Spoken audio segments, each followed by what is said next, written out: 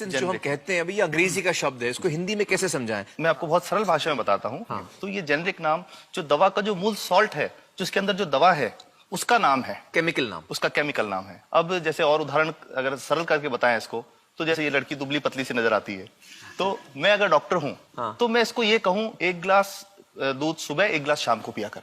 पर चिकित्सा के व्यवसाय में दुर्भाग्य से हमारे देश में ऐसा नहीं हो रहा। हम ये नहीं कहते कि आप भैंस का दूध लेके आइए, हम कहते हैं कि वो रामू की भैंस का दूध लेके आना। यही ब्रांडिंग है। ये जब उसकी दुकान पे जाती है, वो कहता है 500 रुपए लीटर है, लेना है कि नहीं लेना। तो जो 30 रुपए की चीज है वो 500 रुपए में मिलती है।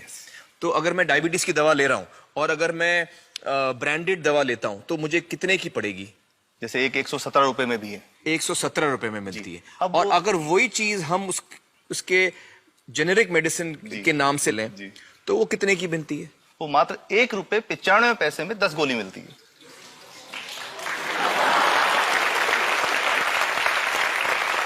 और दोनों गोलियों में कोई फर्क नहीं है किसी किस्म का? 100% समान, क्योंकि उसकी उत्पादन लागत ही इतनी है। उसका manufacturing, packaging, transport, retail margin, जो उसके मार्जिन जो हैं, जो हमारे ज्यादा वो सब मिला करके उतने की ही पड़ती है। कुछ कैंसर के मैं आपको उदाहरण दूंगा, उसमें एक ही दवा जो ब्लड कैंसर के काम में आती है, बाजार में 1.25 लाख रुपए का एक पैकेट मिलता है। 1.25 लाख का एक पैकेट जो 1 महीने चलता है। और जेनरिक में वही दवा जेनरिक में अलग अलग कंपनीज जो बनाती हैं, एक 10,200 में बेचती है, एक 8,800 में बेचती है और एक 6,500 में बेचती है। मतलब ये आपका ये कहना है कि आपके ये प्रयास से इतने कम में राजस्थान में पब्लिक को, आवाम को ये दवाएं पहुंचा रहे हैं आप इस वक्त? जी, क्या बात है। मेरा ये सवाल है कि डॉक्टर्स जो हैं वो हमारे पर्ची पर जेनेरिक नाम क्यों नहीं लिख के देते? क्यों लिखते हैं वो ब्रांडेड? जाने नहीं देंगे बाहर फिर? नहीं, सब जाने देंगे। जब एक नया मेडिकल प्रैक्टिशनर जब प्रैक्टिस शुरू करता है, तो उसके पास जो कंपनी के जो मेडिकल रिप्रेजेंटेटिव्स होते हैं, सेल्स बढ़ाने का उनका काम होता है, मार्केटिंग प्रिंसिपल के हिसाब से सेल्स एजेंट होते हैं बेसिकली। फिर वो कहते हैं साहब आप हमारी जो दवा है यही लिखना, ये बहुत बेहतर दवा है, इससे मरीज ठीक होगा। और उनको, डॉक्टर्स को लिखने के लिए उनको प्रेशराइज किया जाता है, उनको टेम्प्ट किया जाता है। तो ये इसमें बहुत बड़ा कारण है जो दवा की कीमत को उसकी वास्तविक कीमत से 5, 10 गुना, 20 गुना तक बढ़ा देता है। एक बहुत बड़ा कारण है, क्योंकि हमारे पास जब हम टेंडर करते हैं तो बहुत सारे कंपनी वाले आते हैं, जो भारत की जो सबसे बेहतर कंपनियां, जिसके भी नाम, वो रेपुटेड कंपनियां जिनके नाम आप ले सकते हैं, वो सभी हमें वो उसको जो 70 रुपए की है उसको 2 रुपए में, 5 रुपए में दे रही है। 30 रुपए की दवा 2 रुपए में दे रही है। इतना ज्यादा फर्क। तो कंपनी तो दे सकती है और देना चाहती है, और हमें देती भी है इतनी कम दामों में, हमें दे रही है ना, ये संभव तो है। अच्छा, मैं आपको बताऊंगा कि भारत से हम लगभग 45,000 करोड़ रुपए की जेनरिक दवाइयां प्रतिवर्ष विदेशों को निर्यात करते हैं। आप भेजते हैं दुनिया भर में जेनरिक, ये जो सस्ती दवाएं हैं आप विश्व भर में भेजते हैं, और हमारे लोगों को नहीं मिल रही। हमारे देश में महंगी है, हमारे देश में महंगी है। और अगर ऐसा है तो हमें कोई ईस्ट इंडिया कंपनी की जरूरत नहीं, हम वापस उसी दिशा में जा रहे हैं। आपने जब ये शुरू किया तो आपको कोई रेजिस्टेंस फेस करना पड़ा राजस्थान में?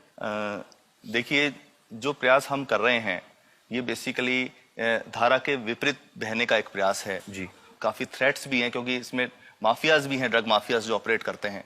और हम हमेशा ये बात कहते हैं कि हम 100 साल से भी पुरानी शोषण की व्यवस्था को बदलना चाहते हैं, पर हमने हमेशा डॉक्टर्स को दोषी नहीं माना। सारे डॉक्टर्स बुरे नहीं है। 50-60% तो जेन्युइनली वो चाहेंगे कि गरीबों को कम कीमत पे दवा मिल जाए, वो चाहेंगे। और आज भी ऐसे डॉक्टर्स हैं जो अपने घर से सैंपल्स ला करके अपने जेब से पैसे निकाल के मरीज का इलाज कराते हैं। ऐसे डॉक्टर्स आज भी हैं। बिल्कुल सही। तो मैं इनको एक उदाहरण भी बताता हूँ कि कैसे हमारे जो काम वाली थी, उसका बच्चा था छोटा। इंसिडेंटली हम इस समय छुट्टी मनाने कोई बाहर गए। जब हम लौट के आए 10-12 दिन बाद, तो वो लक्ष्मी के साथ उसका छोटा जो बेटा था राजू, वो भी उसके साथ आता था जब, और मेरे बच्चों के साथ खेलता था, मेरे बेटे के साथ खेलता था। तो वो लक्ष्मी अकेली आई, राजू नहीं आया। तो हमने पूछा कि क्या हुआ, तो उसने जो बात बताई कि साहब वो उसको, आप गए थे, उल्टी दस्त हो गया था। उल्टी दस्त की बीमारी के लिए वो जब दवा लेने गई तो केमिस्ट ने उसको कहा कि इसके तो 400 रुपये लगेंगे। तो उसने कहा साहब मैंने खूब मांगा, मेरे पास 400 रुपये मुझे नहीं थे, और मेरा बच्चा रात को ही उसको दस्त आते रहे, वो खत्म हो गया। और मैं आपको ये कहना चाहता हूं कि वो जो दवा लिखी थी कि वास्तव कीमत 1.5-2 रुपए ही है, तो वो बच्चे की जान बच सकती थी। 65 वर्ष के बाद भी अगर कोई बच्चा उल्टी दस्त से मर जाए तो मैं नहीं समझता इससे शर्मनाक बात कोई हम लोगों के लिए हो सकती है। और सबसे बड़ी बात कि इसे आसानी से बदला जा सकता है। हमें सबको एक समन्वित, एक संगठित प्रयास करने की जरूरत है। ये तो कुछ भी नहीं है, कोई नई फैक्ट्री खोलनी नहीं, कोई नई दवा नहीं बनानी, ये सब जो गलत चल रहा है इसको रोकना ही तो है। तो दोस्तों, डॉक्टर समित की बातों से हमें यह पता चला है कि दवाइयों का जो कॉस्ट होता है, जो उनको बनाने का खर्च होता है, वो बहुत ही कम होता है और हमें इन कम दामों में ये दवाइयां मिल सकती हैं अगर हमारी राज्य सरकार जेनेरिक मेडिसिन की दुकानें खोले, जैसे राजस्थान सरकार ने किया है और जिसके लिए हम उन्हें सलाम करते हैं। एक बात और, अगर आप एक एनजीओ हैं और आप जेनेरिक मेडिसिन की दुकान खोलना चाहते हैं तो department of chemicals and fertilizers आपको 50,000 रुपए की ग्रांट भी देता है। डॉक्टर समित, आपने बहुत ही बेहतरीन काम किया है और इस बहुत ही अहम मुद्दे पर रोशनी डालकर हमारी आंखें खोल दी हैं और हमारी दुआ यह है कि जो काम आपने राजस्थान में शुरू किया है वो हर राज्य में फैले, देश के कोने कोने में फैले। बहुत बहुत शुक्रिया हमारे साथ बातचीत करने का doctor Samit, thank you so much.